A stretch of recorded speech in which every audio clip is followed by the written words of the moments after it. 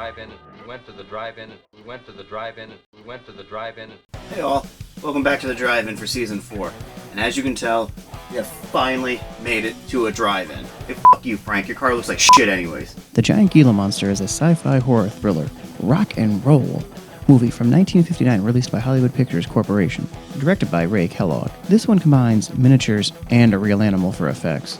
With a budget of $138,000, I guess you gotta go any route you can go. Our film begins with a sweet monologue about how parts of the Midwest in the 50s were still unexplored. There are still vast and virtually unexplored regions, bleak and desolate, where no human ever goes and no life is ever seen.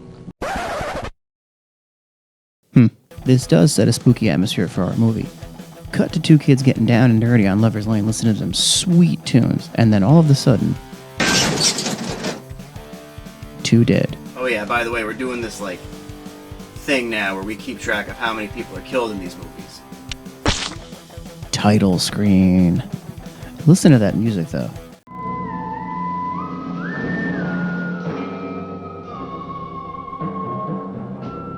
I really dig it. Movies today have epic tunes, but nothing as simple and as catchy as this anymore. We now meet our main group of kids, hanging out and dancing to some tunes at the local diner joint. We have our two main characters in the center here, Chase, played by Don Sullivan, Lisa, played by Lisa Simon, Gordy, played by Don Flory, and his girlfriend, Jenny, played by Jane McDermott, and friends Bob and Rick and some other girls. We next meet Old Man Harris, played by Slug Fisher. Give me a snort of that there sody pop. Whoa. This is Sheriff Jeff, played by Fred Graham, who some of you may recognize from Perry Mason, Bonanza, and a buttload of other cowboy movies. He responds to a call from Mr. Wheeler, played by Bob Thomas. His son is missing. He's the kid from the beginning. The sheriff thinks him and his gal ran off to get married or something, but Mr. Wheeler thinks he got into trouble because he's under the bad influence of Chase. Sheriff says he's shit because Chase is a good kid. Turns out Chase's father died working for Mr. Wheeler. The sheriff heads over to see Chase about the missing kids. Turns out Chase is kind of a gearhead. He doesn't think the sheriff's idea of the kids eloping is true. He thinks they're just still out having a good time. Quick side note, this is Mr. Compton. He's not too bright. He's watching over some nitroglycerin for Mr. Wheeler, and he took them out of the case that he was transporting them in, which could cause...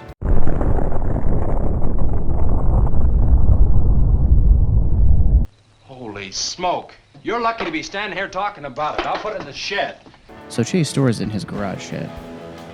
Chase gets a call that there was a car accident and needs to be towed. The car looks like it turned a 90-degree angle right off the road, and its engine is still hot, but no one is around.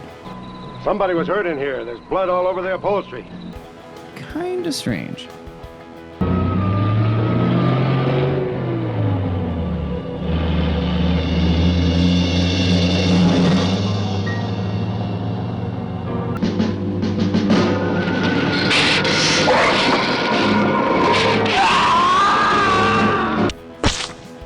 Chase comes across a drunk driver. I like that this drunk guy is able to describe the Giant Gila Monster with colors. There was this big pink and black thing drove right in front of me. It had stripes this wide. Sure. And this movie is in black and white, so it kind of also gives you a little extra something right there. It was ugly, big, monster, etc.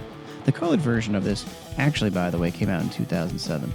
This is Ken Knox, is Steamroller Smith, the disc jockey. spinning all the latest tunes. Swinging, singing, bells are ringing, happy playing, pleasure bringing, baby. My baby, she rocks and rolls and rocks whenever she walks. My baby, she swings. He catches Chase singing a tune and loves it. He'll come back later. Chase and the gang, I feel like I'm Fred from Scooby-Doo with this old sign. Search the local area for their missing friends. They find signs of the monster too. They find their buddy's missing car and tow it back to Chase's shop. The sheriff shows up, and for finding their friend's missing car, they're pretty calm. They're still going with the they eloped idea.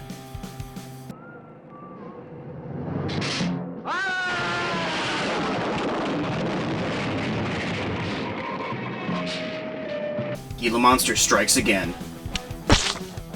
We get a look at Chase's home life. Again, we know his father passed away working for Mr. Wheeler. Here's his mother. played by Gay McLund, and his sister Missy, played by Janice Stone, who has or had polio or something like that made her unable to walk. Now, thanks to some help from Lisa, she has braces. And the Lord said, laugh, children laugh, the Lord said laugh, children laugh, the Lord said laugh, children laugh, the Lord said laugh, laugh, laugh. Okay, this part we could have done without hearing the full song. The ukulele sounds out of tune also. So far, this has been my only negative comment about this movie. Not bad. Chase gets a call from the sheriff that there was another accident, but this time it was Mr. Compton's fuel truck. He meets up with Old Man Harris and then races up to the scene. The sheriff gives Chase the rundown about everything that's going on around the area. You would have no reason to know about this, but there's been a lot of livestock missing lately. One here, one there. That doesn't make headlines, but now it's people. So the kids head to a local barn party, attended by Steamroller Smith, with more rockin' tunes. In the meantime, Mr. Wheeler comes down pretty hard on the sheriff for botching this investigation. Mr. Wheeler feels he should just arrest Chase for everything.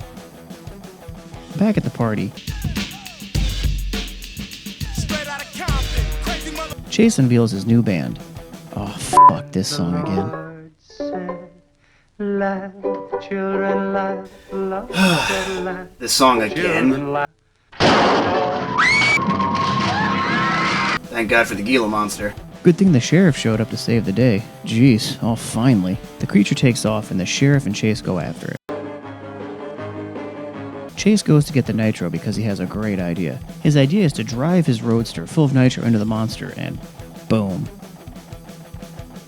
Well, that worked. And happy times for all. The end. The Giant Gila monster honestly is pretty good. The monster effects are different, but they work. With only a body count of around 4 people, though, the third act is a little weak, but it's not horrible. The acting is definitely overdone a bit by the kid, but it's not terrible. If you want to check this one out, it's on YouTube, so give it a whirl, Daddy-O. Daddy-o. As always, thank you guys for watching. Feel free to click like, subscribe, and share this video. Until next time.